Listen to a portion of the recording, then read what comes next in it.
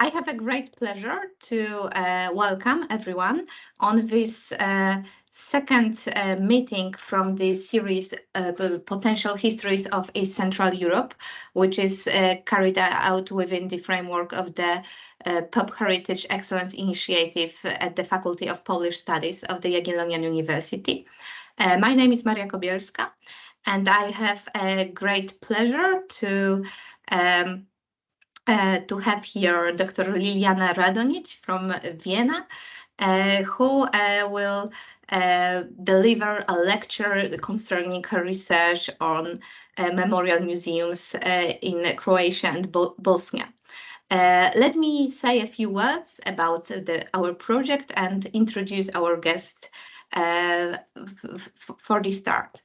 Ljiljana Radonić is the Vice Director of the Institute of Cultural Studies and Theatre History at the Austrian Academy of Sciences in Vienna, and she heads a project which is funded by the European Research Council on globalized memorial museums, exhibiting atrocities in the era of claims for moral universals. She wrote her habilitation on the World War II in post-communist memorial museums, and the book is available and published by De Gruyter. Her habilitation was organized within the framework of the Department of Political Science at the University of Vienna, where she has also been teaching since 2004. She was visiting professor at Gießen University and the Center for Jewish Studies at the University of Graz in Austria. Today we are meeting within this framework of potential histories, and we have this pleasure to have a series of such seminars and lectures here. This one is the second one. The first was organized in December with Professor Karol Kidron, and the recording is available on our YouTube channel. Our aim within this whole project is to explore East Central Europe, its memory, heritage, and history in terms of potential histories, as Ariela Azulay puts it. So we are interested basically in two things: in unlearning the ways in which this history, heritage, and memory are usually conceived, and as a result, on this unlearning of some, let's say, traditional, well-grounded ways of perceiving our region, we want to seek for potential alternative memory scenarios. And to do so, we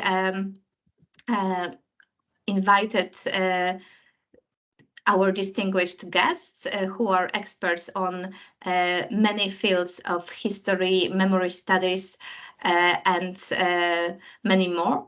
And so we also invite you to join us during our subsequent meeting that will be organized later on. And for now, we are going to start with our today's topic, which is traveling musealization trends in Croatia and Bosnia, exhibiting the 1990s wars and genocide. And Ljiljana, please, the floor is yours for your lecture. Just in terms of organizational remarks, I think that the lecture will last for like 45 to 50 minutes approximately, and then we will be having discussions, so please feel free to prepare all the questions and comments you may have for this part of the meeting. Thank you so much, and Ljiljana, welcome once again. Hello, everyone. Sorry, Maria, I took the liberty to already run the PowerPoint so that I'm not trying to do two things at once. I hope that's okay for you. Can you see it now? Yes, we can see it. Everything works. Okay, thank you. Thank you again for inviting me and for your kind introduction and some insights that you already had this early afternoon into your project in the not public part of the meeting. Nice to see some of you again. Hello. Okay, so I'm kind of leaning towards refusing to speak about my older research, and this is why you're getting the brand new results from my research on the 1990s wars museums in Croatia and Bosnia, which is my most recent focus. And to give you a few ideas, so it all started with the region, with the war on memory in the post-Yugoslav space for my PhD thesis, where I was looking at one museum, Jasenovac, the Ustasha concentration camp site, at one country, Croatia. Then I moved on to 10 museums in all post-communist EU member states for my so-called habilitation, and looked at museums from Estonia to Croatia, and now I'm doing this project on globalized memorial museums that has been mentioned, where we look both at World War II period musealization, including especially the arenas of China and Japan, but also at the 1990s Genocides Museum, memorial museums in Rwanda and Bosnia.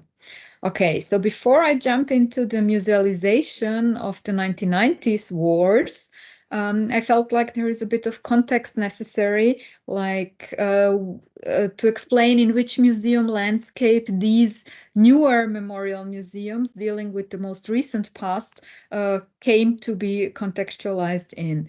And therefore, I will mention briefly first the Jasenovac Memorial Museum, which is the most famous, infamous, but also the most disputed and conflicting site in former Yugoslavia, especially between the Serb and the Croat perspectives and memory politics.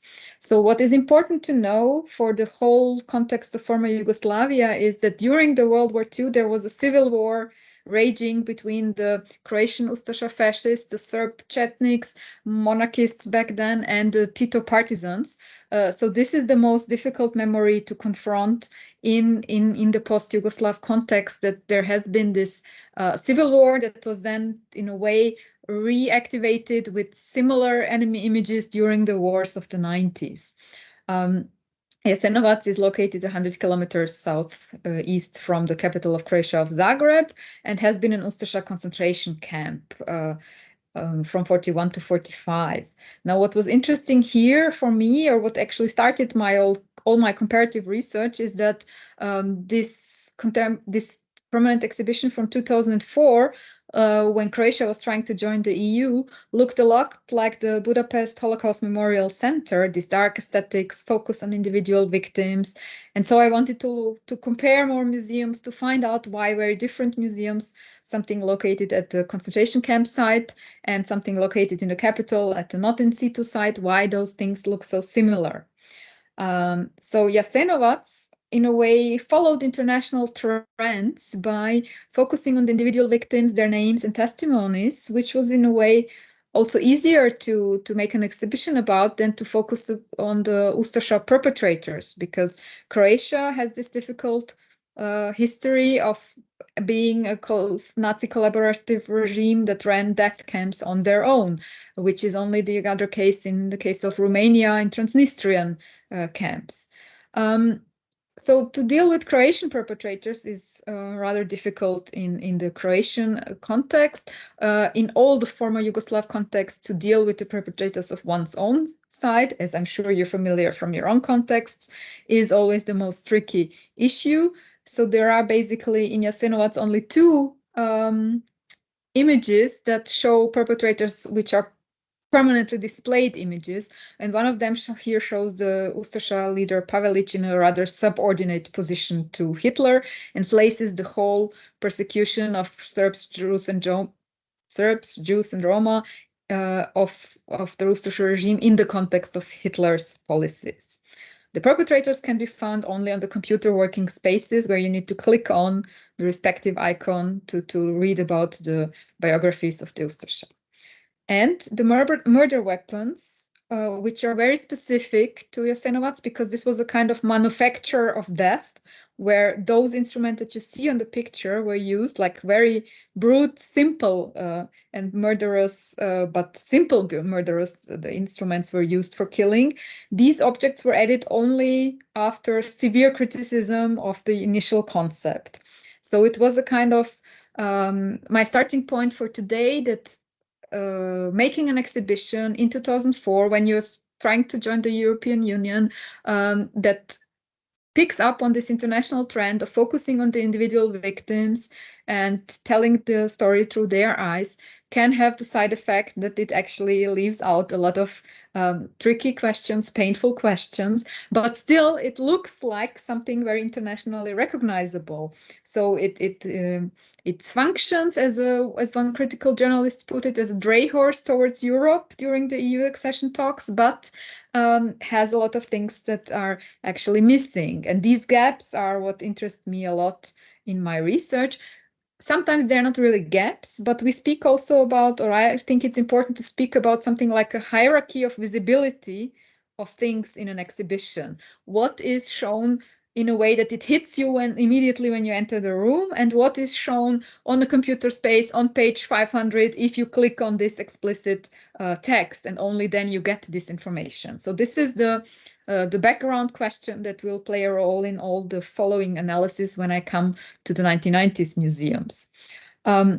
One brief remark before I do that Jasenovac, this is also important to know for the post-Yugoslav context, has a kind of second site that is located in Bosnia-Herzegovina and therein in the Republika Srpska, so in the Serb part of Bosnia-Herzegovina, where the mass graves of most of the mass graves of the Jasenovac concentration camp were located. So this is actually across the Sava River, across the border, and has an own memorial that is fully serving the Serb narrative on this Jasenovac site. The Serb perspective would be to traditionally, one can say, to give much higher estimates of the victims' numbers than we can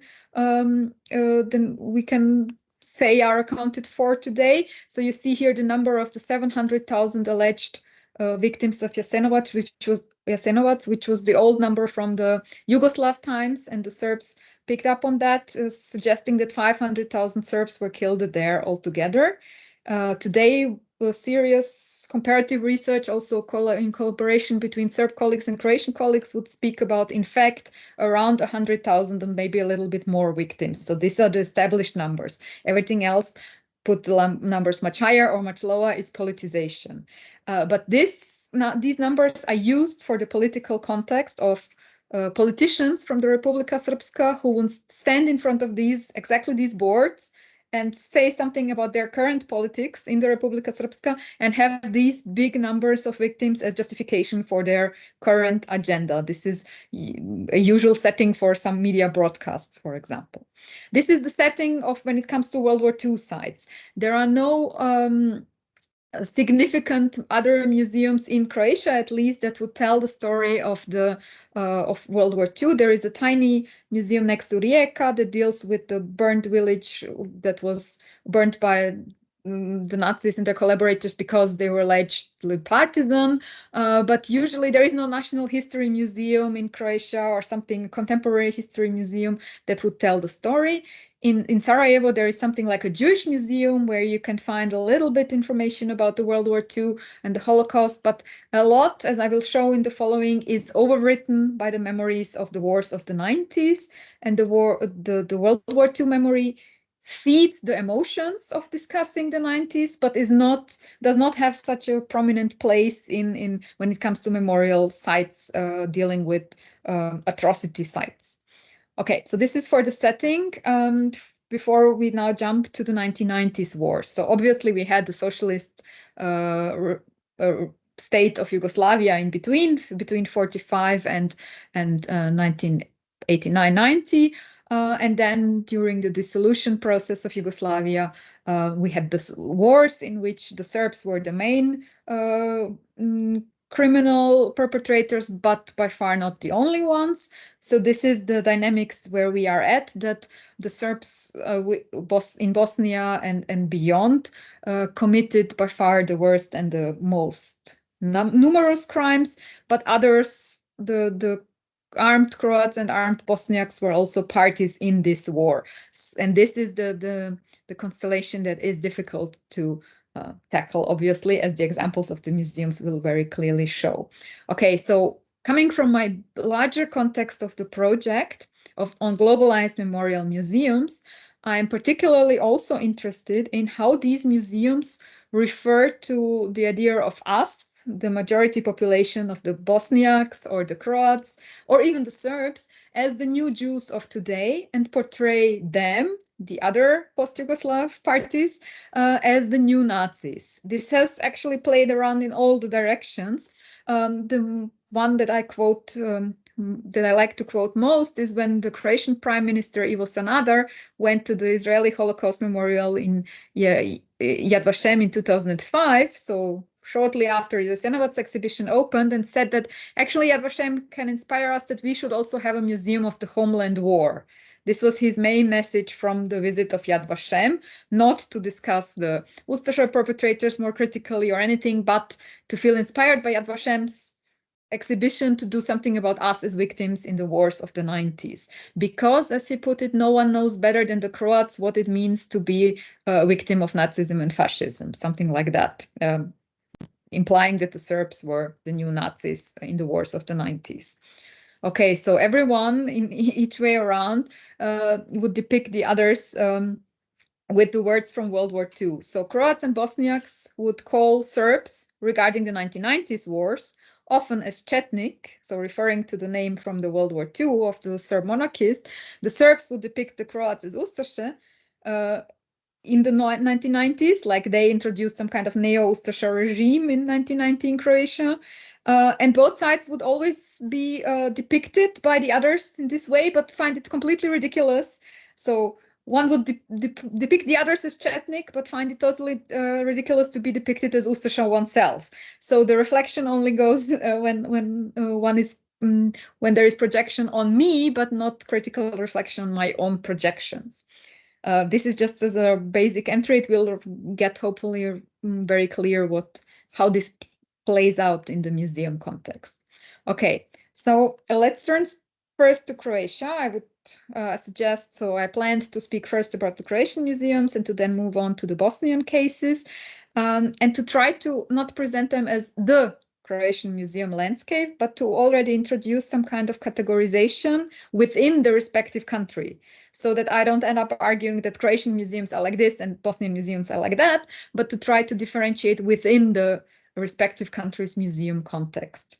Okay, so in Croatia, I would like to focus on two museums that I came to call heroicizing museums, and two which are focused strongly on individual victims or on victimhood in general. And there I want to look at how these museums reference international trends, as I have mentioned, coming from the overall ERC project on globalized memorial museums. Then I want to look at the gaps and at gender portrayal of gender relations of women in museum.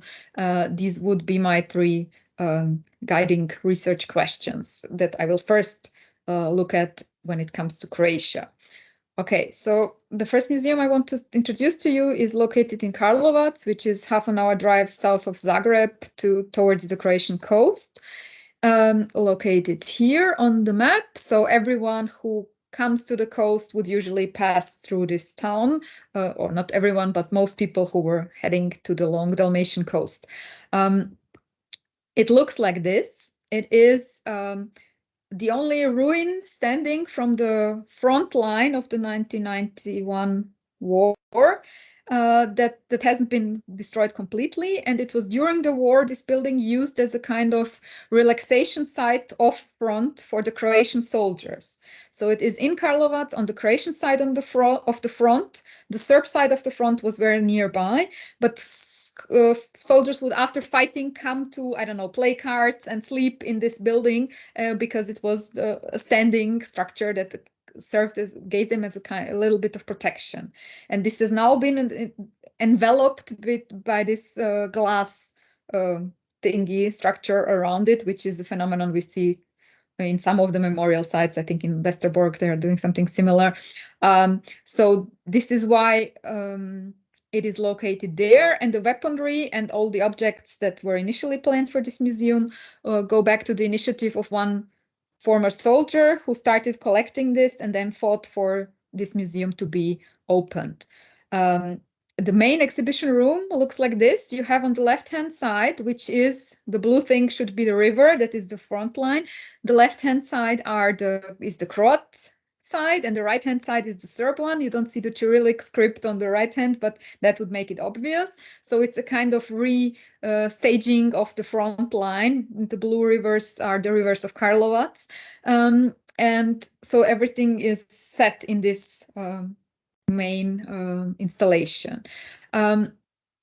What is interesting here is that this museum does pick up on this trend to exhibit individual fallen, but as I say already fallen. It is a museum that is basically focused totally on the so-called defenders, on those who fought for Croatia's independence after rebel Serbs and then also the Yugoslav army attacked Croatia or parts of Croatia. So it is a very kind of traditional focus on the fallen heroes, who are portrayed as having fought for the purpose, as who are portrayed more in the old style of martyrs rather than as ordinary victims who as many museums would do it today. Women are, interestingly enough, banned into this shelter. You can see, so this is behind the structure that I showed you with the Serb weapons and the Croatian weapons pointing towards each other. It says here on the green small signs, klonište, which means shelter. And so behind the whole fighting thing, we have a shelter where basically the only images of women are shown as those who pray for the release of their sons from the army, who organize humanitarian aid or something. What is very interesting from the museum that has opened in 2019, because it's actually, there were actually women as fighters. In the Karlovac war setting, there were 230 and something female defenders, but it seems to threaten this nationalist conservative narrative to portray women also as fighters. Although the museum was the director is a woman, the curators were women, the designers were women, but still the museum ended up to ban women actually into this kind of shelter and in very traditional roles. Croatia does not, in contrast to Bosnia, have a international court ruling that would call the war crimes that happened in Croatia a genocide. So my theory here is that with this export titled Herbicide and Kulturicide, they are trying to claim in a way that also there was a kind of genocide against the town and the culture in Karlovac that happened. So from my overall project perspective, looking at these international trends that show or show not in the museums, this is very interesting because it's like being influenced by the recognition of the Srebrenica genocide. It seems very important for this museum to argue that we ourselves have a kind of genocide, although it's weird also that in the text it's not about people, it's mostly about damaged buildings and churches.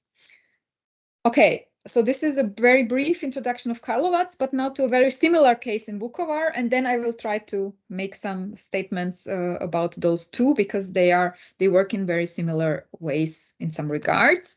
Vukovar is the main 1990s city, war of the 1990s city in Croatia with, I don't know, I think 13 or even more memorials devoted to the war because Vukovar was under siege. And in contrast to Karlovac, it fell. So the Croats couldn't keep it, and it was run over by the Serb troops and remained there until there was some kind of peaceful reintegration that started in 96 and ended in 98. So Vukovar is called the hero city in the Croatian memory politics. And the narrative goes something like, it was heroic because even if it failed to defend Vukovar, it defended Croatia and it was successful in that. So this would be the overall line. And here the biggest institution is the so-called Memorial Center of the Homeland War, which is located at the site of former barracks where the Vukovar battalion was located during the war. And So it looks like military barracks. There is again an outdoor weaponry park, like we have seen it in the Karlovac case, and the exhibitions are located in the respective barracks. Most interesting for my context, for my research question about the international references, is that the term concentration camp has been implemented here, as in most of the Croatian debates about the 1990s war. So they would speak of a Serb concentration camp in the 1990s. And those prisoner figures out of metal are exhibited in this room that is devoted to the Serb concentration camps under quotation marks. So I don't know how it works in Polish. In Croatian and German, concentration camp is very clearly associated with the Nazi camp, so Konzlogor or something, as opposed to the English-speaking countries where it can have a much broader meaning. But here it is clearly alluding to the Nazi camps and to this idea that the Serbs were the new fascists of the war of the 90s. The exhibition, the main exhibition room here looks like a rather traditional one and is devoted to the so-called Battle of Vukovar in 1991. We have those wire soldiers again, and most of the exhibition is on the visual level, composed of photographs of defenders, soldiers, but also paramilitary units, to some degree from the far right, that has the unit that has been banned afterwards by President Tudjman as illegal, but they are here all exhibited as heroes and named, and their fate, like who survived or not, is given on those tiny captions that you can see. In this case, this individualized exhibiting of individual fighters on photographs also means that there are two women included also in uniform. So there is a bit, many things are similar between the Vukovar and the Karlovac Museum, but this is a bit of a difference. So obviously this focus on portraits, on photographs of the defenders would have women also be included. Interestingly enough, again, like in Karlovac, there is as if the civilian suffering during the war doesn't exist. What we do have beyond the total focus on defenders is this very last showcase in the Vukovar exhibition that is from when the defenders were imprisoned by the Serbs and brought to the so-called Serb concentration camps. And here we have some objects that those Croats produced as inmates. But I would argue that even though they are here presented as victims to a certain degree, it is always clear in the captions that they are still referred to as defenders. They have never left their hero status, and it is only in this very last showcase that other than defenders feature in the whole exhibition. Now, this is, I think, very striking to portray the Homeland War in both the Karlovac and this Vukovar museum through basically either marginalization or fully leaving out the civilian aspects of war. In Karlovac, for example, we have an endless chronology where we learned that actually schooling had to be shifted to radio schooling during war, and then they tried to do it back in person, but they couldn't. All these civilian aspects are bent very, very far and deep, buried deep in this hierarchy of visibility. This is not what the museum is about. Here they are basically, except for this showcase, totally missing. Interesting also is to know that the Memorial Center, located at this former barracks ground, is located directly next to the old Jewish cemetery, with an architecturally important but mainly falling apart religious building for the Jewish cemetery, and it looks even like this. So you have on the right hand side the amphibic weaponry something, and on the other side you have the actually fallen down, in most cases totally not being kept stones, gravestones of the Jewish cemetery in quite an interesting site. So it becomes very obvious here that the memory of the 1990s war in Vukovar, more than anywhere else, has totally overwritten the memory of the 90s, of the Second World War. But these terms of Chetniks, referring to Serbs as Chetniks or something like that, is still omnipresent. Another site, again from the famous architect Bogdan Bogdanović, who also in Jasenovac built this flower monument, is here the memorial for World War II mass execution sites. You cannot really see it on the picture, but I was wearing sandals and I could barely walk through this because the lawn was not mown, so it was like rather high and scratchy grass. It was totally unkept. This memory of World War II doesn't serve today's identity purposes. It has no function in Vukovar. It was not Croats who were killed by Serbs at this site, therefore it doesn't work for the memorialization. So for the two museums that I would call heroicizing, we can also focus on the gaps, or what is either completely missing or marginalized in those two museums, that are the civilian experiences. If they are there, then on a low level of visibility. Of course, one might even say the crimes of the Croats are excluded. So in Karlovac, in this endless chronology screen, you would have the mention of one guy being put to trial. But if you don't know his name, and he's a very Croatian, Karlovac local person, you have no idea what he was put on trial for, that he actually was blamed for killing Serb soldiers at the bridge in Karlovac. And so this is not explained in any way. And the women in Karlovac's case are pushed back to the shelter in a very weird way for a 21st century museum. Now to quite different Croatian museums. Two more of them. Ovčara is located at the city limits of Vukovar. It is the only mass murder site that we have in Croatia from the wars of the 90s. 200 prisoners were taken from the Vukovar hospital by Serb paramilitaries and the Yugoslav army, and killed by the paramilitaries at this agricultural combinat warehouse. And the mass grave was then later located and is now in a walking distance from this building where they were imprisoned. Here we have a totally different setting. This is a memorial from 2006, which focuses actually on the individuals who were imprisoned and killed here, and doesn't feel comfortable so much, doesn't give their biographies. So you would have the private portraits. These are the things lit on the photographs. Those are the private photographs that are lit here in the picture. Their names and date of birth. But the tricky discussion for this context of mass murder is who of them were actually defenders who were taken from the hospital because there were patients there, or because they were, as the Serb side would claim, sheltering there, trying to pass as civilians, and who were killed as civilians. So here the tricky thing is, if they would provide the biographies of those people, it would become it would touch into the painful discussion that Serbs would say, we only took prisoners, only took defenders, armed people, soldiers as prisoners here.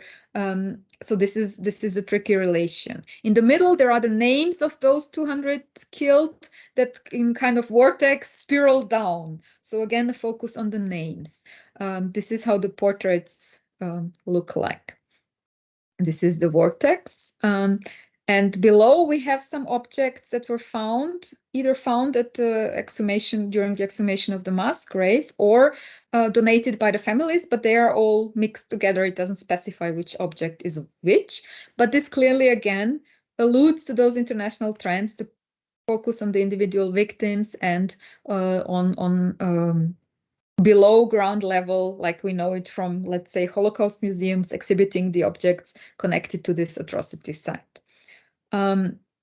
They would then add the name of the victim, in some cases on such a snippet as you can see here. And sometimes they would exhibit photos of clothes used for the identification of the victim found in the mass grave. This is how the mass grave looks like. And the only highly politicized thing actually is the shop. I don't know how you do it with your own museum research. Those of you who do museum research, to me, the shops are always very important because they go sometimes against the intention of the curators. In this case, they clearly address the dead as members of the so-called HOS, of this far-right paramilitary unit, and the t-shirt on the top right corner says "Za dom spremni," ready for the homeland, which was first the Ustasha slogan and then adopted by far-right defenders in the wars of the 1990s. So the shop would have a context that the curators from 2006, with this pure focus on the names without any biographies, were trying to avoid. Another museum that goes in a similar direction is the Vukovar Memorial Hospital, where those people were taken from before they were killed at Ovčara, which is an atomic bomb shelter and was used during the war to shelter the patients from the bombardment of the city of Vukovar. And this has this very unique plaster cast setting. So they claim that they recreated everything as authentic as it was during the war and put up baby plaster casts and all kinds of like these reinstalled figures. This museum also focuses a lot on the names and doesn't give the biographies. Names are also read out in this memorial room. A woman is in the center of this memorialization. This is the back then director of the hospital, Dr. Vesna Bosanac, and the nurses. So in this case, this museum, also opened in 2006, is run by the Ministry of Health, has a focus on this medical personnel. Women feature prominently, but in rather, let's say, expected roles as nurses, as those who give medical assistance. Interesting in this case are the very explicit references to World War II, the Holocaust and genocide in the guidebook. There is only little text in the memorial space, but the guidebook is very thick. And it says that it thematizes that war death, massive destruction, the physical ruin of a city, and the Holocaust of its citizens in the 1990s war. So this is the only instance where explicitly the word Holocaust is used in a Croatian museum or in its guidebook to describe what happened during the 1990s war. They also speak about genocidal Great Serbian politics, suggesting that also in Croatia a genocide took place, which doesn't correspond with the International Criminal Tribunal rulings. Use the word concentration camp all over the guidebook for the Serb camps of the 1990s. And thus are rather outspoken in this, applying the so-called universalization of the Holocaust, referencing us as the new Jews of today in their exhibitions. What is totally missing in those two Croatian museums is to portray or to discuss the victims exhibited there also as fighters. This seems to threaten the narrative of us as victims. Although we are speaking about most of the killed in Ovčara were defenders, but this seems to be impossible to conceive that with the narrative of victimhood that happened at that people suffered at this site. So also 3 women out of the 200 killed in Ovčara were, out of the 200 people killed in Ovčara near Vukovar, 3 of them were women, but we don't know why those 3. I mean, for one can research online if you have the name that her husband was a big anti-Serb fighter and that he was demonized in the Serb debate, and maybe this was why his wife was killed. But this is rather the exception, that women fell victim at Ovčara, but it is not possible to discuss this if no biographies are given whatsoever. What I'm saying with this is that a seemingly individual approach, if it's limited to only giving the names, can be the opposite of an individualized approach to telling victim stories, because actually no story is told whatsoever. It's just a name and a portrait without the biographies, without discussing how one ended up there. So in my second part, I would then turn to the Bosnian museums. Here we also have a very diverse picture. So I was trying to distinguish between those 2 groups, the heroicizing and the victimizing museums in Croatia. In Bosnia, we have no heroicizing museums. The museums that there are all rather recent, so from 2016 onwards, and they all focus actually on this victimhood perspective, but in very different ways. So all of them that I will now look at, the War Childhood Museum briefly in Sarajevo, the Museum of Crimes Against Humanity and Genocide in Sarajevo, and the Srebrenica-Potočari Genocide Memorial, they all are telling their story from the Bosniak perspective, from the Bosnian Muslim perspective, trying to briefly incorporate also other, like maybe Croatian experiences, Croat experiences, but very briefly. Now here, I'm especially interested in how differently, very differently, they would reference international trends, refer to the Holocaust, and so on. First to the museums in Sarajevo that are primarily devoted to the siege of Sarajevo.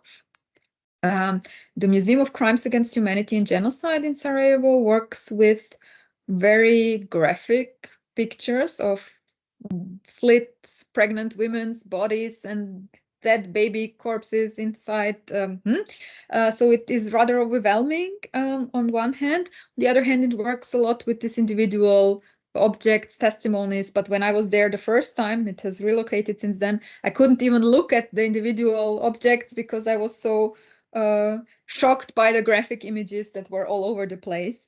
So it is a special and in a way difficult, but also in its broad perspective, very interesting and important private museum, privately funded. What is interesting here is that it basically starts with an equalization between this boy from the Warsaw Ghetto and the persecuted by the Serbs in the wars of the 90s. So it says here that regarding the town of Prijedor, the Prijedor municipality.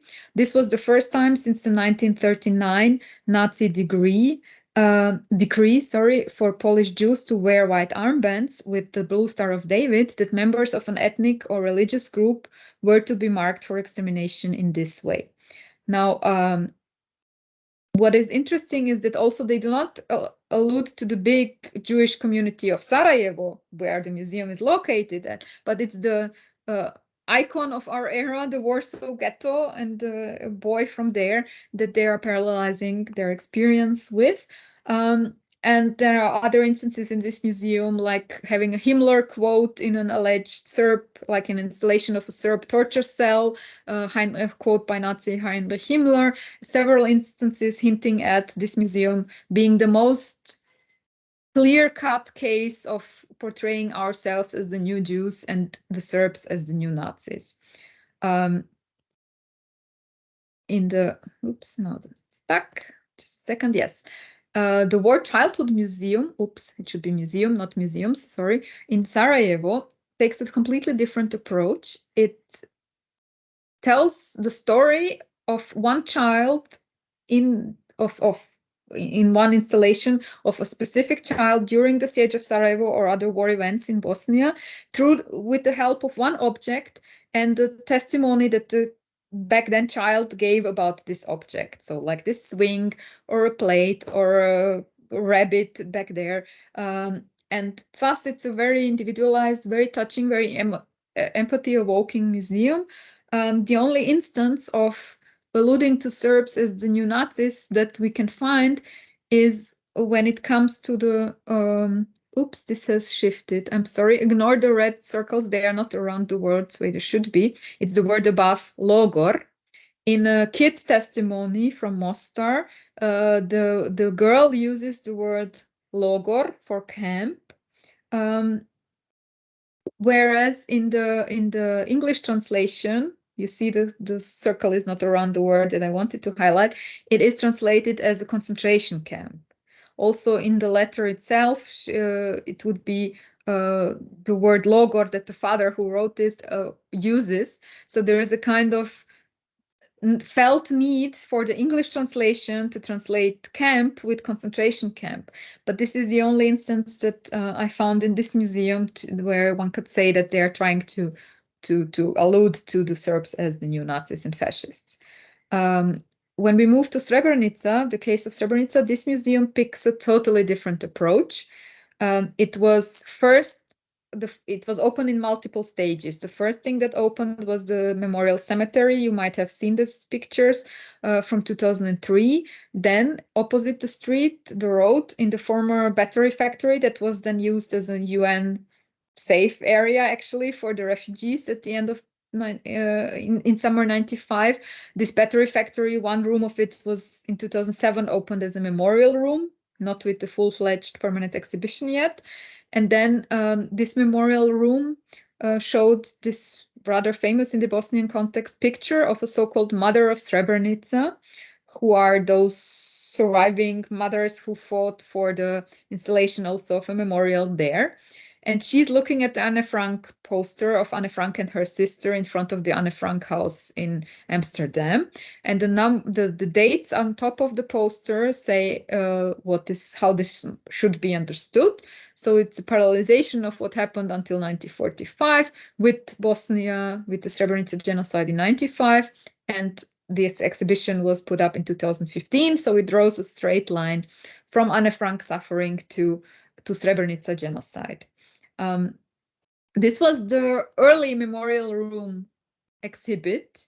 And my argument here is that the today permanent exhibition, located in an adjoining building of the same former battery factory, in its 2017 exhibition, takes a totally opposite approach. So this is the clear-cuttest case of post-Yugoslav memorial museum, which would avoid any equalization of our fate with that of the Jews.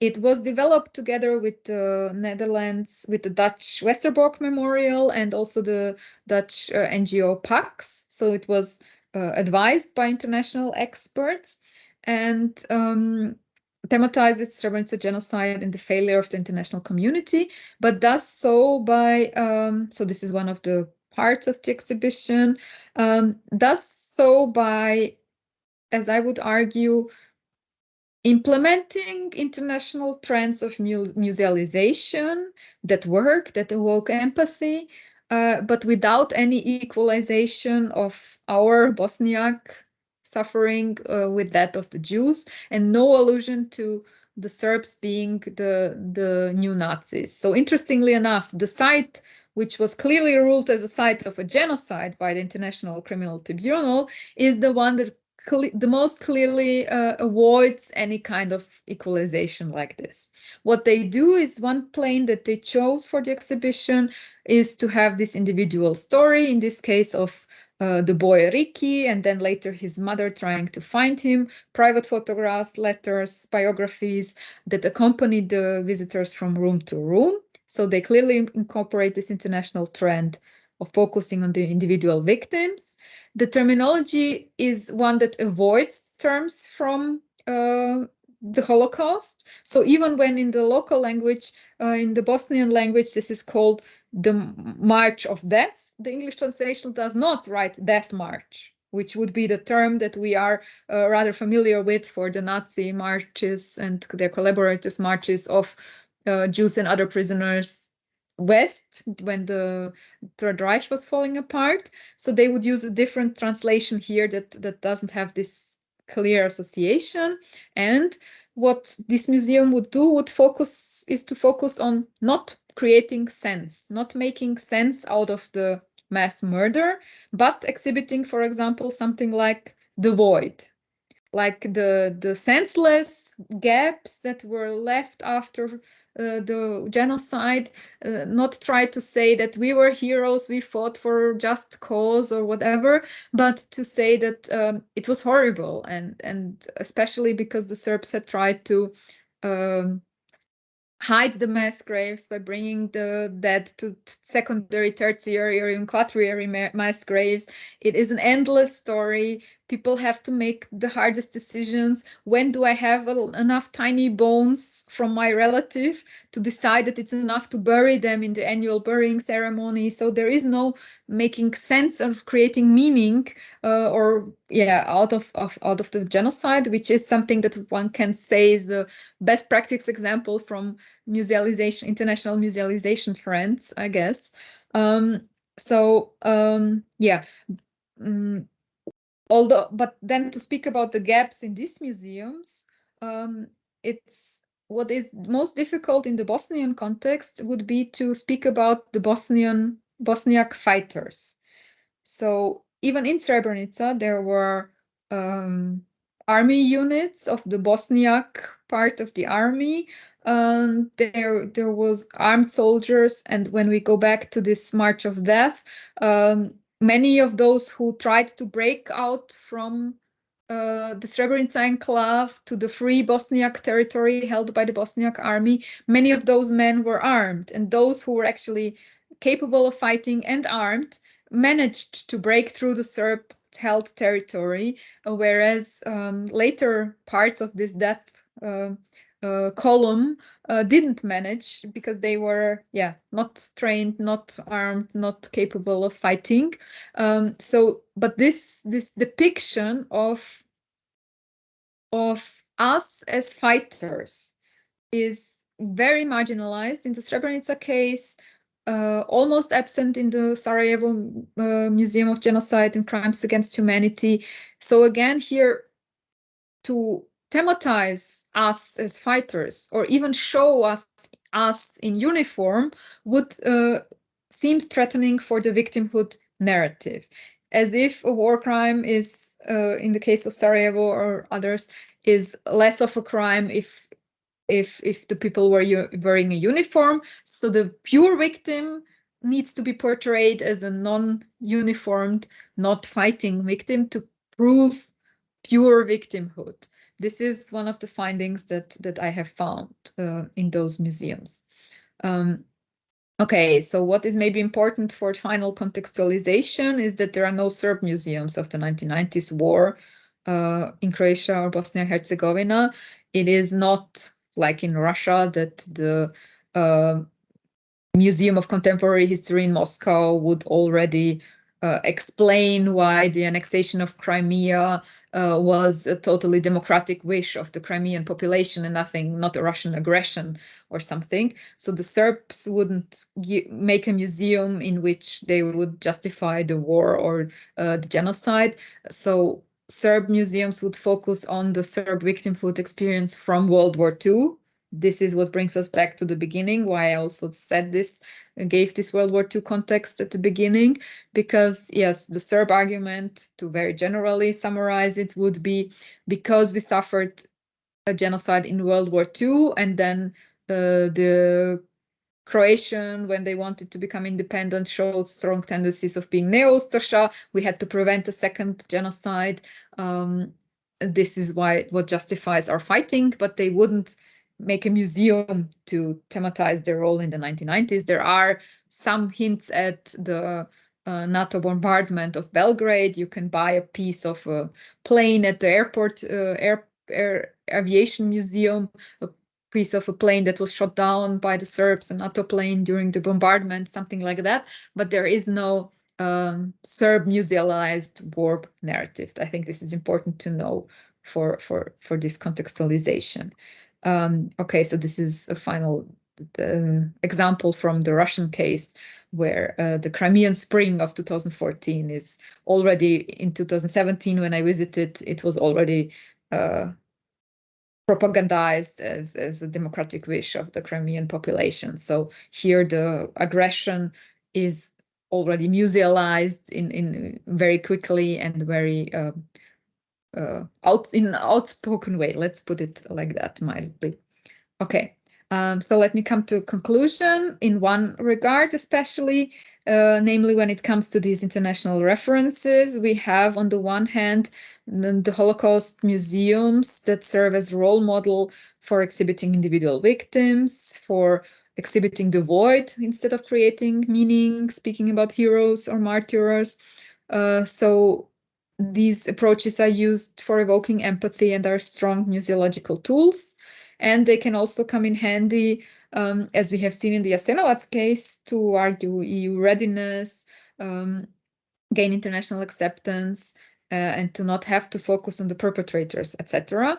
But in the other cases, we see strong references of the idea that we have become the new Jews, and that the enemy, the other, is demonized as the new Nazis and fascists.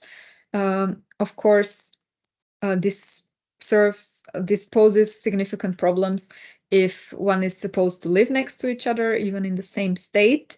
If we perceive the whole war of the 90s not as a nationalist conflict, but as demonizing Nazis attacking us, new Jews of today, then to make sense of common neighborhood concepts and live together now gets very, very much more difficult than it would be if we if everyone would try to keep kind of neutral terminology and facts on the ground. The crimes were bad enough without this demonization. Okay. Oops. Yes. Thank you. I will leave it here. Thank you so much, Ljiljana, for this insightful lecture. And now I'm happy to say that we are having plenty of time for discussion. So please feel free to raise your virtual hand if you'd like to ask a question or make a comment. I can see that we have plenty of guests in here, including some experts in the field. So I'm hoping for a fruitful conversation for now. And please be reminded that the meeting is being recorded together with the discussion we are going to have now.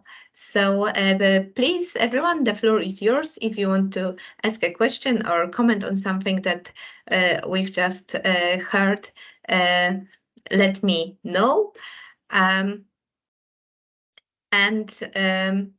If I may start with one of the things that came to my mind while listening to your lecture, I think it's a very general question, and also the one that you might have been asked before multiple times. But this is about what you mentioned, that actually there are no general history museums in Croatia devoted to, like, let's say, 20th century Balkan history. And I wanted to know whether this is the case for Croatia or for the Balkans as a whole, let's say.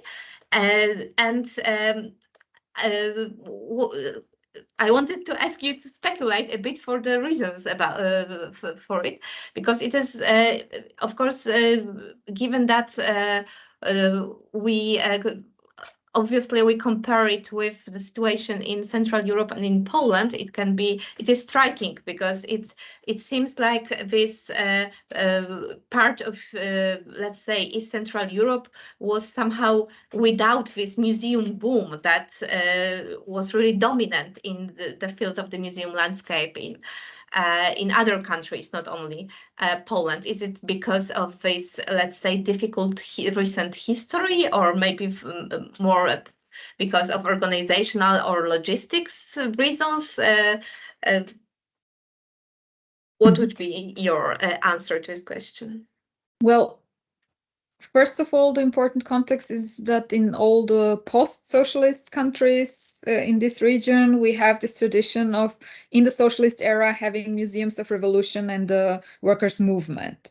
These museums were the institutions to deal with the history in these countries of this region, and they were then in most cases, except for Ljubljana, closed immediately after the breakdown of the socialist system. In Ljubljana, it was closed later to be reworked. But so in the case of Slovenia, we would then have a reopened museum from 1997 that would serve this role and be renamed into Museum of Contemporary History. I'm tempted to follow your interpretation, Maria, that the difficulty about having historical museums and agreeing on a historical narrative is specifically difficult in countries that have seen the war of the 90s. But on the other hand, we see similar what's the antithesis to museum boom in Bulgaria and Romania, for example, or let's make it more specific, in Bucharest and Sofia. Not speaking about the whole country, I'm not sure about that. But in Bucharest and Sofia, all these revolution museums were closed in order to be reworked, but they were never reopened. So what we see there is actually you would have the house, the villa of Ceausescu in Romania, or the Tsar family, or the royal family's castles, and exhibitions that would focus on the golden bathroom of Ceausescu and the wardrobe of his wife, and on anything but the political history. So in a way, yes, I think that why it is especially difficult in the post-Yugoslav case is because everything was reactivated through the 1990s war and the old enemy images were reactivated. But on the other hand, in Romania and Bulgaria, we see a similar development where you would have museums dealing with maybe communism easier than with the World War II period. But yeah, in there are plans, like there is a museum of national history in Zagreb that doesn't have a permanent exhibition. So what they show would be then temporary and art exhibitions and other things. But yeah, there is actually no... It is not easy to move beyond the dominant narrative of the Homeland War, but to have a national history museum that would be as black and white as the two first museums I spoke about in Vukovar, the Memorial Center in Karlovac, the Museum of the Homeland War. This is also kind of not possible to have a history museum that would project this defender's perspective onto everything in Croatian history that would be simply too black and white, but something that goes beyond that is difficult to achieve. So I'm actually really curious what will happen now that my first article on the Homeland War museums has been published, because actually no one writes in criticism of those museums. This doesn't happen in Croatia. You could criticize, I don't know, something that the technology, the digital media are not used well enough, but you couldn't go after the Homeland War narrative as one that is too black and white and has too many gaps and weird gender representations and things like that. So yeah, I don't know. There are plans over and over and again, but nothing has materialized. In Bosnia, it's different because it's still at least two states and three totally opposing historical narratives, the Croatian, the Croat, the Bosniak, and the Serb narrative, that do not go together. So how can you have one museum of national history if you have three completely opposite stories what happened?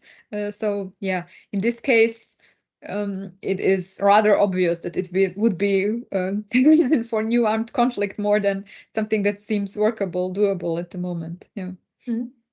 And in Serbia, because you mentioned that there is no Serb musealization of the 1990s war at all, does it also apply to, I don't know, some possible private mini museums that we sometimes see somewhere that are like organized by private people or foundations and can exhibit also very, let's say, one-sided national narratives and so on. Is there something like that to be found somewhere, or? To my knowledge, no. So if someone of the dear audience knows more than I, let me know. But from all I have studied, there is not such a thing as a private museum. What there is movements of that, like marching on the streets and rallying and asking for recognition of the Serb responsibility and the Serb crimes. They are, of course, sometimes serve as or would be portrayed as the lunatic fringe by the dominant nationalist memory politics, but that exists clearly, and also scholars who are very involved in confronting the Serb crimes, the Serbian and the Bosnian Serb and the Croatian Serb crimes, but not on the musealization level. As I said, all the efforts, all the money goes into the World War II memorialization. So now at Staro Sajmište, there is the plan to have, this is was first during the World War II a camp for Serb inmates, but for Jewish inmates, and then for Serb inmates, political prisoners. And they are now planning to have two different museums there about the World War II phase, one that would serve more this international trends and be about the Jewish victims, and the other museum that would be more towards the nationalist purposes and speak about the Serb imprisoned. But this is where all the energy goes. This is because this allows to, it is a museum in a way also about the war of the 90s, because it says, because we suffered that, it was a just attempt to prevent us from suffering another genocide in the 1990s. This is the implication, but it doesn't go beyond that, as far as I know. Many thanks. Please, to everyone, please feel free to raise your hands, or you can also use the chat for your comments or questions if you prefer. So please don't hesitate to do it. And in the meantime, I would have one more question concerning, let's say, this Balkan and primarily Croatian museums that you research. And this is about, let's say, their audiences in terms of domestic and international presentation or recognition. From your article, I've learned that some or the majority of these Croatian museums do not provide English translations, so they are clearly targeting like domestic users or visitors. From my visit in Sarajevo, I can remember that this War Childhood Museum is a very international one in terms of the narrative and all the materials that are provided. And there is also, I think so, that there is also many materials in English in this in the second museum you mentioned, but of course it does not. It's not something that is enough to say whether the museum wants to somehow present this national narrative to this group of us, to this in-group, or do they want to somehow gain some international recognition or present this narrative for international visitors or groups? Mm-hmm. So this clearly differs depending on the location of the museum. So in Karlovac, as I mentioned, this is actually, they are trying to pick up as many tourists and international visitors as possible on this route to actually motivate, through the existence of the museum, the people to leave the highway, visit the city, which most people don't do, just pass through. And they use this museum as a kind of dray horse towards visiting Karlovac and try to build up the whole tourist industry around it. In the museum itself is in English and Croatian, but they have now added audio guides, like after a year or two after the opening, they have added audio guides in many more languages, including German, which is very important because, yes, half of the German-speaking countries would roll through there on their way to the sea. Whereas in Vukovar, it's more... this has a very strong symbolic meaning also for Croats living abroad. So this would be an important audience for them, and for them it doesn't matter that it's only in Croatian.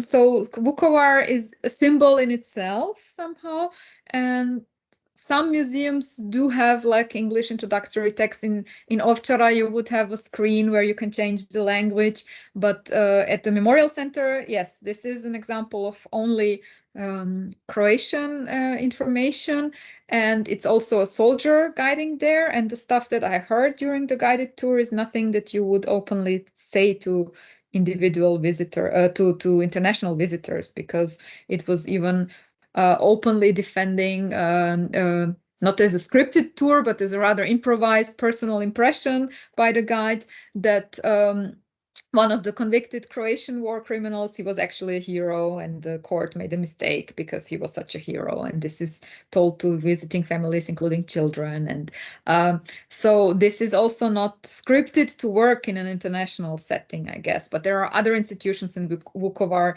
that would be more oriented towards the international audience, but they would have some kind of also experience, like touristic experience, like the famous water tower. There you would have the sightseeing on the rooftop, and then some more international text boards or digital media boards, but this is not a museum in that kind. So yeah, I think in Vukovar, whatever I find that is missing or weird or something, one could answer to that, yes, but you know, we have those other sites. So in Vukovar, there are so many that actually this argument comes very quickly that, okay, they focus on the defenders, but the hospital focuses on the patients. And but I think every museum has the responsibility to paint a full picture and to do stuff that is not, to say it's the content that is not very suspicious to international visitors, because if we think it's suspicious to international visitors, then maybe one should rethink the radical perspective one is there representing. Thank you so much. I'm very glad to see our colleagues' faces on our screen. Hello, Karol. Hello, Katarzyna. Can I assume that you have some questions and comments since you've decided to show yourselves to us? If so, please, Karol, the floor is yours. But you have to unmute, please. The powers. Thank you so much. It's lovely to join. And Ljiljana, it was fascinating. And I have to say, I know far too little about these particular museums, but it was excellent presentation. So, you know, in my work on Cambodia, I'm also kind of struggling with this idea of what is a Holocaust model and how it's being used. So of course, it's not about the history, it's about, you know, selectively choosing the narratives, as you say. So I would still ask, I mean, from your insights, this macro question of, obviously every side chooses the narratives that do the best work for them politically. So that I understand, and it's never just a binary, right, of victim hero, but of course it's more complicated than that, but the museum does the work to select. So my two questions are, we know that the Holocaust model has changed over the years because it's dialoguing with you know, various discursive changes and political changes. I mean, if it is at all relevant, Holocaust scholars have rewritten the narrative a number of times because of political changes, also in the Jewish story, and are critically as well. So in what way do you see in your field that the narrative is responding to these changes, or is this some kind of, when I say ideal, I don't mean good or bad, but there's an ideal binary and then it is selectively used? So my first question is the Holocaust model static, even though it's changing, but is the static one used? Or is there some kind of sensitivity to the changes as the model? And if not, so maybe it's not really the model anymore in your field. And then the second question is simpler, just, is what you are describing something that the curators can be reflexive about? Is it, you know, you talk about, we are the Jews, we are not the Jews, but is this because the narrative has become part of the global discourse, or is this a conscious curator choice to say, okay, there's a model here and we have selected this, and we are, you understand, I mean, there's a pool of knowledge for people who design memory. Some people are aware that they've chosen something from that pool, and some people are just using, you know, this is a lot because it's something that concerns me, so just choose whatever But thank you for making me think about this in a new way. Thank you. Thank you. Maria, can I add something to the first question of Carol? Because I feel that it is connected with that question. So I think that it will be good to see them in that perspective. So Ljiljana, thank you very much for your inspiring, fascinating and comprehensive presentation. There are many things I would like to ask, but I feel that each of these examples requires its own contextualization, and I'm not sure that everything what you said, for example, about the language convinced me. But what I would like to ask you here is the question about the new memorial which appeared in Zagreb in 2022. This memorial dedicated to victims of the Holocaust and Ustasha regime. And you mean the suitcases at the train station? Yes. So I know that there was a huge discussion about the inscription, and finally there is information that it was they were the victims also of the Ustasha regime.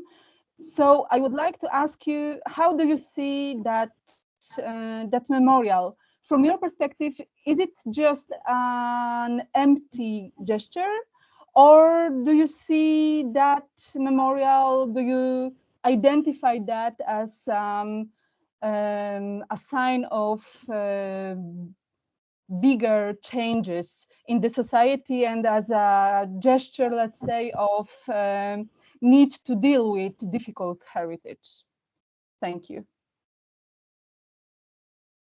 Thank you. Okay, so let's start with the first question regarding the Holocaust model as static role model.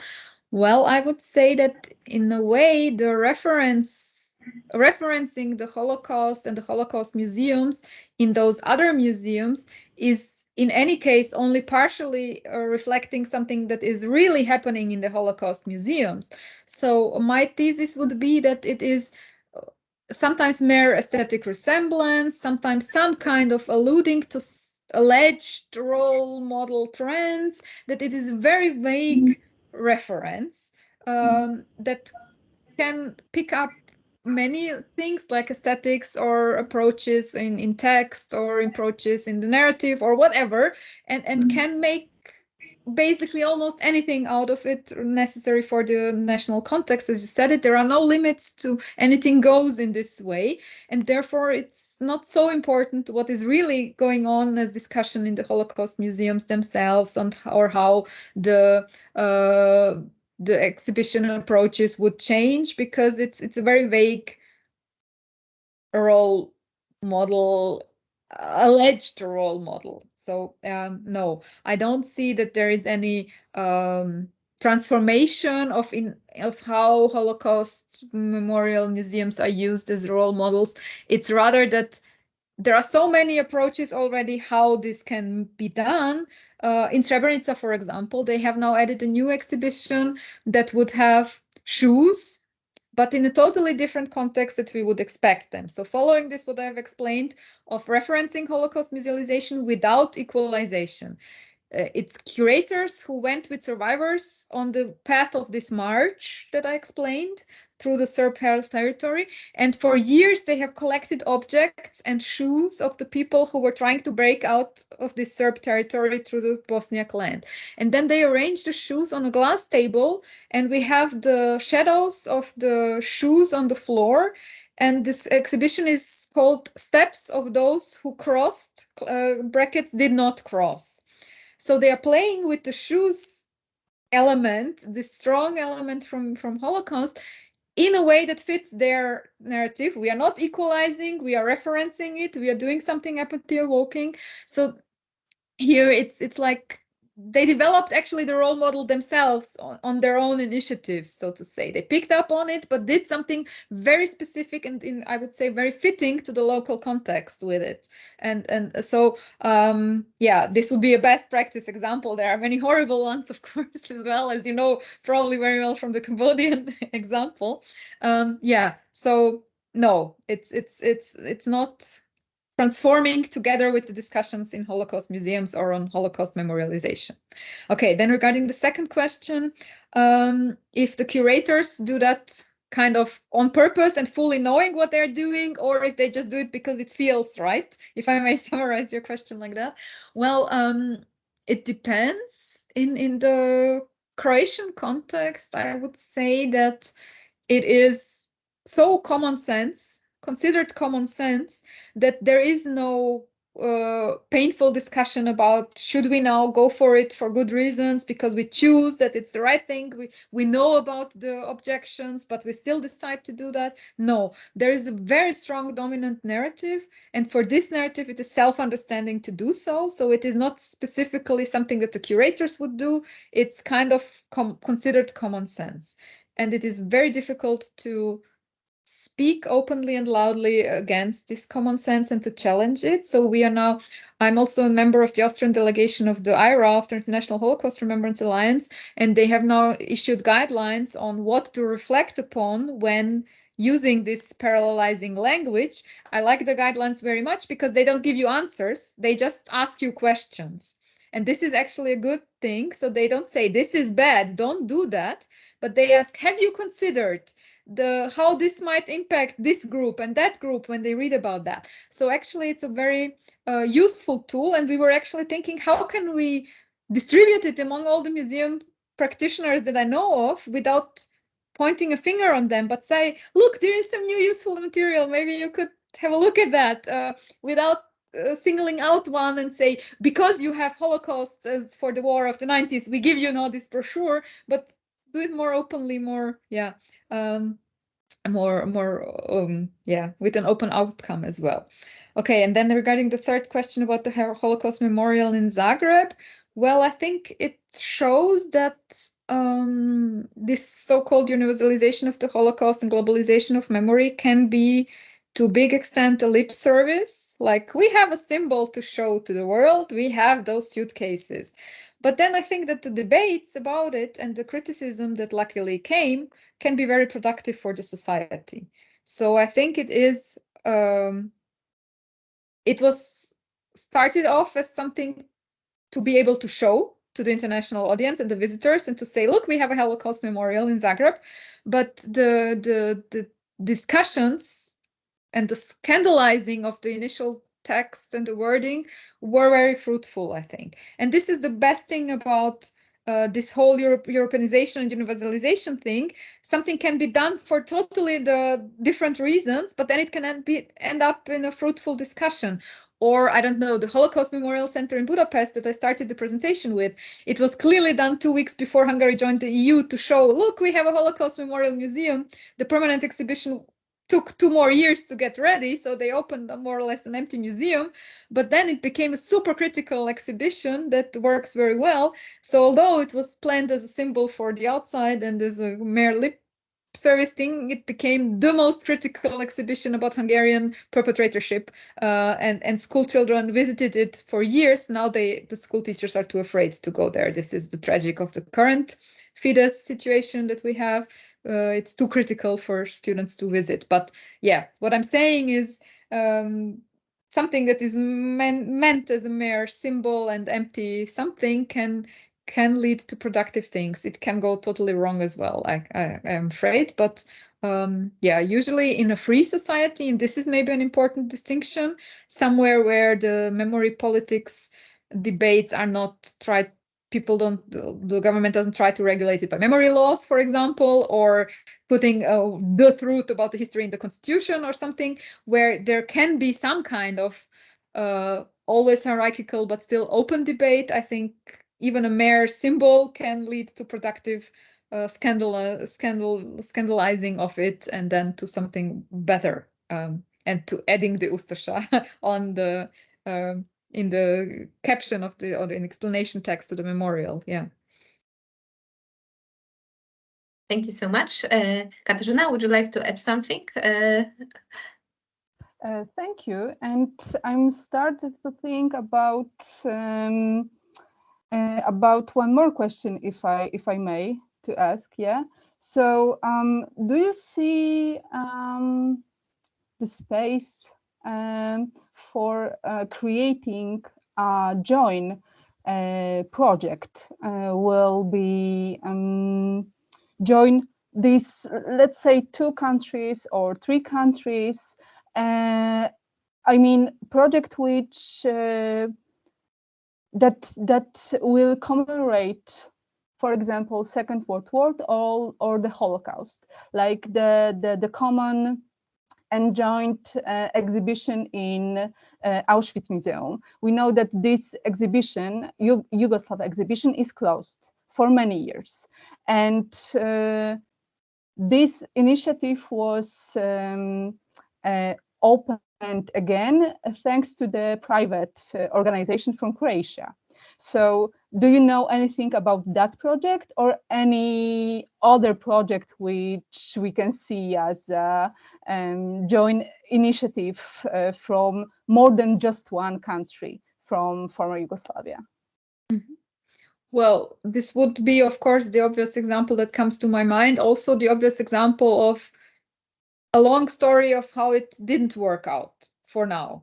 So there have been so many attempts by so many people to do a post-Yugoslav shared common exhibition in the Yugoslav and Austrian pavilion in Auschwitz-Birkenau, but it's actually it shows that you can either have a rotten compromise where you say nothing actually that hurts no one, or you can have some kind of post-nationalist spirit that would allow people to look beyond this black and white, us and them. But I don't see that atmosphere now. Slovenia was on a good way, but is actually now very closing in its nationalist dominant discourse in the country. So even the one former Yugoslav republic that was at the forefront of, okay, let's overcome our nationalist one-sided narratives, let's try to bring it together, is now moving in the other direction, unfortunately. Not to speak of this development in Serbia or Republika Srpska, or the new current development of the Croatian president. He's not helping exactly in this regard with his weird statements suddenly about the past. So I don't see, like, there have been better times for these plans than there are now. So currently, I'm not such an optimist to hope that this would happen. Beyond the Auschwitz post-Yugoslav exhibition, I don't know of any initiatives on the musealization level, because there is so little happening here, because the dominant nationalist narrative is so strong in all the countries. So there is no museum boom in former Yugoslavia except for the 1990s war. So I don't see that necessarily coming. We do see that on other levels, like historians agreeing on the numbers of victims in Jasenovac and publishing together in a shared publication serious numbers, or school book projects or something like that. But on the museum's landscape, no, this is, since Jasenovac became this center of the war on memory, the museums are somehow burned in this regard, I would say. They are the most nationalistically loaded sites in former Yugoslavia. Thank you. I was informed that it's possible that some Teams tools do not work for some of our guests. So if you are not able to use these virtual raised hands or the chat, feel free to inform us that you would like to ask a question or make a comment in any way. You can just turn on your cameras or just start speaking. We'll handle it. So this is in terms of, let's say, organization of the discussion. Technology always can surprise us somehow. Maria, do you have an eye on the chat? Because as I told you when we were testing, I don't have a chat. I don't see my chat. I have it, but it's possible that many people are in your position. That yeah, okay. they are looking for it, but without any result. Sorry for that. Okay, so please feel free to join us in the discussion if you want, if you have any questions or comments. I was now listening to your conversation with Karol and Katarzyna. I was thinking about some things connected to this, let's say, equations and comparisons between basically the Holocaust and many other historical traumas that somehow are persistent when we investigate this museum culture. And I was thinking about, of course, this Holocaust comparisons and the Holocaust template, as you say, shows it very clearly that these Holocaust comparisons are often abusing Holocaust memory as such. But I was wondering whether sometimes we can also say, I think, that these narratives, these museums or other, let's say, memory texts that use these comparisons also acknowledge somehow the Holocaust as this role model. So there's always this balance, as you said, maybe not balance, but these two sides between like abusing Holocaust memory and still acknowledging the genocide. And in this context, I was thinking about, let's say, some good examples of such exhibitions or such institutions that somehow like use these comparisons with the Holocaust, but in such a way that they don't create this, let's say, competitivity in Rothbergian terms, but more something like this solidarity that may result from this juxtaposing or even equating different events and traumas. And I was also thinking about it in the context of your research on post-communist museums, where you show that many museums make this equation between Nazi crimes and communist crimes, but they basically make it to somehow show that communism was worse. So it's never the equation, but it is like a tool which is used to demonize communism, even as if it requires any more demonization. So I was thinking that is it possible to somehow have this equation between Nazism and communism, which would be just this equation without this using the Holocaust as just to demonize and communism as the worst of the totalitarianism? So I think it was like now it turned out to be at least a question with two steps or something like that. Sorry for that, but I was thinking loudly about it. No problem. So for the second part first, when it comes to the post-communist museums and exhibiting communism and Nazism, no, I didn't find an example where one would try to say, okay, those were criminal regimes and we need to confront them on their own terms and to take them seriously in their specificity. What I have seen, this is the research you have been referring to, is that many museums would have these parallel symbols, the swastika and the red star, or in the Hungarian case, the arrow cross, montaged next to each other to start with this equalization that we were victims of foreign evil powers, but then to end up arguing that the communist crimes were worse, which from the majority population perspective of the respective country is true, because if they do not count the Jewish victims as their victims and the Roma victims as their victims, then of course the communist crimes were worse in this regard. The problem with that is then the individual approach, this empathy evoking individual stories, are something we use to then portray our own suffering of the majority population of the non-Jewish and non-Roma population, and whereas the Jews and the Roma still are exhibited as anonymous masses, as heaps of corpses, as whatever. So the empathy stays with our own victim group, and all these empathy-evoking strong tools that museums have are withdrawn from these other groups. Speaking of an example that I have encountered where there is no such victim hierarchy or victim competition would maybe be the case of Rwanda, where in the Kigali Genocide Museum in the capital of Rwanda, you have on one floor the exhibition about the Rwandan genocide, and on the other floor 5 other genocides they are exhibiting, including, and the biggest part on the Holocaust, also one section on the Balkans. By the way, Maria, because you used the word Balkans several times now, you know that you must not use that in Croatia or you would be banned from the country. Croatia does not consider itself in the dominant narrative the Balkans are always east of us. Somewhere else, just to say. We'll never do it again. We had this discussion now with the Croatian presidency a lot of where, yes, the Croatian presidency was very sensitive in this regard. Where was I? Yes, Kigali. So they would have then the Balkans, they call it this way, and the Holocaust and Cambodia and Namibia, I think, and something, I'm missing something. So they would try to embed the story of the Rwandan genocide in this international context without victim competition, without victim hierarchies, very sensitive towards not saying that the Rwandans suffered just like the Jews or something like that, not portraying the Hutu as the new Nazis or similar.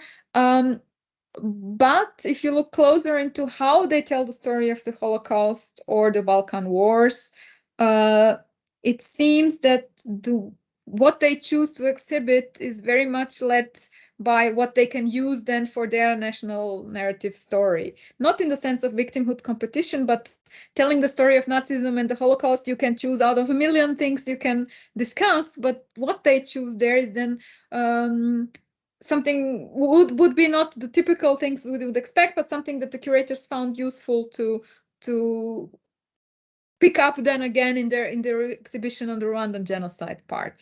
So this would be a rare case of without victim competition, but also Srebrenica, as I said, would work in that way. And I think here, in both cases, it is because of the international co-curation. So in the Rwandan case, it was the Aegis Trust from the UK Holocaust musealization experts who were asked to come and curate the exhibition. And the Srebrenica case, it's Westerbork and the Dutch NGO PAX.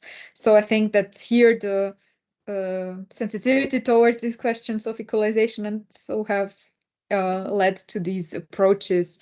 And also one, in a way, good story is that somehow the marginalization of the Roma genocide has, in a way, become less severe because it has used the pathways known from the Holocaust memorialization and musealization. So because through the same means that have led to the recognition of the Holocaust, the Roma genocide is managing to get more attention, trying to organize international things in Auschwitz on the day of when the so-called gypsy camp was torn down and other stuff. So through these pathways that have been established, it is possible. Unfortunately, here we also see some victims competition with some scholars who would then argue in their text that actually the Roma were persecuted more severely or something like that, because yes, this automatism that somehow kicks in. You can only have comparison if you say that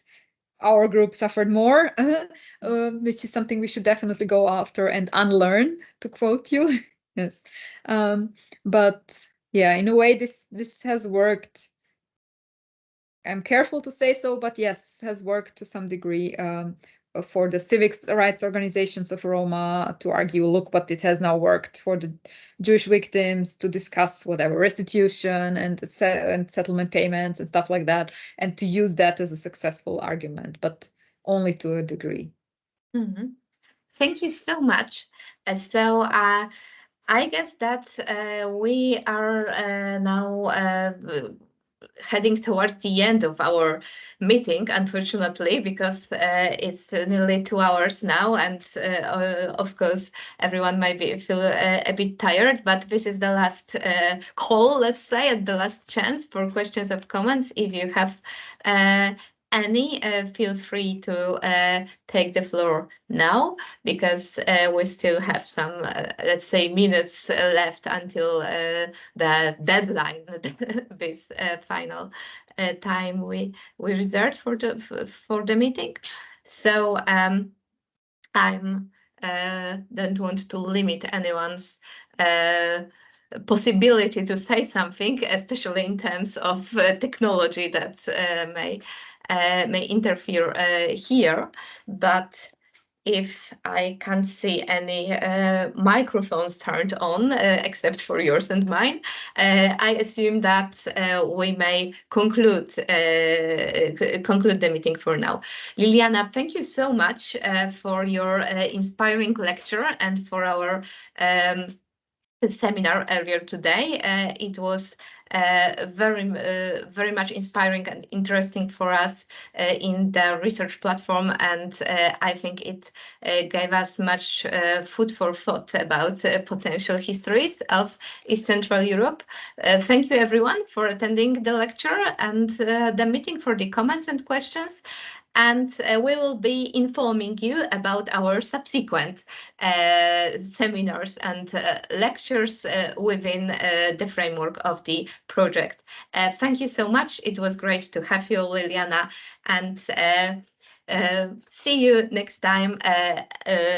And I hope that everyone will remember about our project, and that we'll meet again during our hybrid online and on-site meetings. Thank you so much.